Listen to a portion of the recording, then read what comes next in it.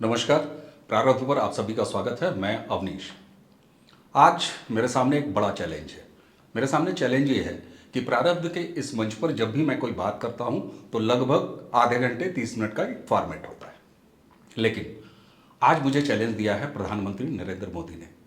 प्रधानमंत्री जी बीते दिन एक यूट्यूबर के तौर पर अपने ऑफिशियल चैनल पर पॉडकास्टिंग के सेटअप में आए और 5 मिनट के वीडियो में जो कुछ उन्होंने कहा और जो कुछ उन्होंने पूरे यूट्यूबर बिरादरी को संबोधित करते हुए कहा, उसके बहुत मायने हैं। वो केवल एक 5 मिनट का वीडियो नहीं है, एक पॉडकास्ट नहीं है, बल्कि आने वाले भविष्य में किस तरफ जो OTT प्लेटफॉर्म है या स्थापित मीडिया के अलावा जो कंटेंट जनरेशन के प्लेटफॉर्म हैं, उनका सार्थक सदुपयोग कैसे हो सकेगा राष्ट्र निर्माण में, इसके संकेत उसमें छुपे हैं। नरेंद्र मोदी जी हमेशा आगे बढ़कर फ्रंट से लीड करने वाले राजनेता हैं। पिछले 9 सालों से और अब 10वां साल आने को है, 2024 के मुहाने पे खड़ा है ये देश। हमने हमेशा देखा है कि उन्होंने संचार माध्यमों का, कम्युनिकेशन के हर चैनल्स का भरपूर उपयोग किया है और सकारात्मक उपयोग किया है। याद कीजिए ना, 2014 से पहले ये देश रेडियो को मरता हुआ महसूस कर रहा था। रेडियो छोड़ चुका था, लेकिन प्रधानमंत्री ने मन की बात से रेडियो को जिंदा किया। न सिर्फ जिंदा किया, बल्कि अपनी बातें जनता के अंतिम पायदान पर खड़े हुए, समाज के अंतिम पायदान पर खड़े हुए उस अंतिम व्यक्ति तक पहुंचाया और एक सीधे कनेक्ट पैदा किया। 5 मिनट का वीडियो दर्शकों, हम इसी अपने डिस्क्रिप्शन में उसका लिंक जरूर देंगे आपको, आप उसे देखिएगा। प्रधानमंत्री ने बहुत कुछ बड़ी बड़ी बातें नहीं की। उन्होंने आजकल एक नया टर्म इस्तेमाल करना शुरू किया है, मेरे परिवारीजन। और यहाँ भी यूट्यूब पर जब वो आए तो उन्होंने कहा कि हमारे तमाम यूट्यूबर्स परिवार, यानी एक वो मोटिवेशन था। और अब आते हैं जरा उनकी राजनीति के बात पर। प्रधानमंत्री नरेंद्र मोदी का एक जुमला है, 4 साल काम करूंगा, 1 साल राजनीति करूंगा। और उनकी राजनीति करने का ये साल शुरू हो चुका है। आपने देखा होगा 2013 में जब नरेंद्र मोदी धीरे धीरे राष्ट्रीय फलक पर उभर रहे थे, अपने आप को प्रोजेक्ट कर रहे थे, उन्होंने सोशल मीडिया के कई प्लेटफॉर्म्स यानी फेसबुक, ट्विटर जो आज एक्स है, उसका भरपूर इस्तेमाल किया।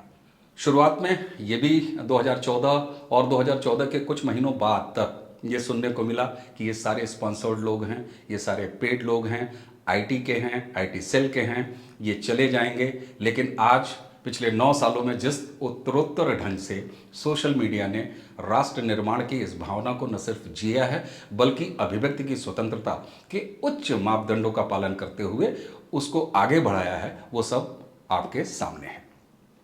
हम जैसे तमाम यूट्यूबर कल प्रधानमंत्री के उस 5 मिनट के संबोधन के बाद, उस पॉडकास्ट के बाद, मैं अगर भविष्य देख रहा हूं तो 2024 का चुनाव निश्चित तौर से यूट्यूब, जिसको कि मैं जन मीडिया कहता हूं, लोक मीडिया कहता हूं, क्योंकि यहां स्वतंत्रता है अपनी बात कहने का। हर हाथ एक पूरा सेटअप है, हर हाथ एक पूरा हाकर की तरह व्यवहार करता है। वो एडिटर भी है, वो कैमरामैन भी है, वो कंटेंट जनरेटर भी है, वो संपादक भी है। ऐसे एक मंच पर प्रधानमंत्री का आगे से लीडिंग फ्रॉम द फ्रंट के उस कहावत को चरितार्थ करना निश्चित रूप से बड़ा रोचक होगा, क्योंकि मोबाइल यही वो देश है।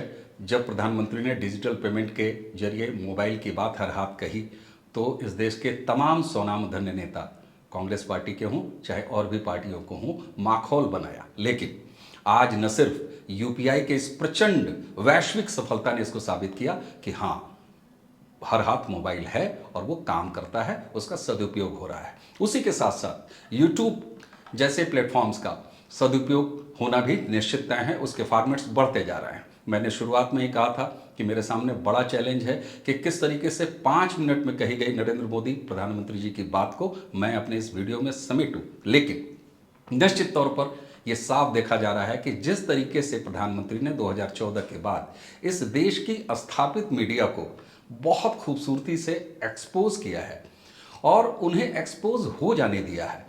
संभवतः भारतीय पत्रकारिता के इतिहास में यह पहला मौका है जब गोदी मीडिया जैसा टर्म, जो कि उपहास के तौर पर उपजाया जरूर गया, लेकिन उसकी उत्पत्ति अवसाद से होती है, फ्रस्ट्रेशन से होती है, और एक साफ साफ बंटवारा दिखाई दे रहा है मीडिया में। वो मीडिया जो सरकारों से खेलता था, वो मीडिया जो सरकारों के छायावाद में अपने अस्तित्व को संवारता था और एक तरह से पैरासाइट था, एजेंडा खोरी करता था और सुपारी पत्रकारिता भी करता था। आज उसकी क्या स्थिति है? आज एक राजनीतिक दल कुछ पत्रकारों की लिस्ट बनाता है, उसके बहिष्कार की बात करता है। एक ऐसे दौर में जब स्थापित मीडिया की क्रेडिबिलिटी खतरे में ही नहीं बल्कि पूरी तरीके से समाप्त होती हुई नजर आ रही है, तब जिम्मेदारी बनती है जन मीडिया की। और जन मीडिया है यूट्यूब, जहां प्रधानमंत्री खुद आके आपको, हमको, सभी को न्योता दे रहे हैं।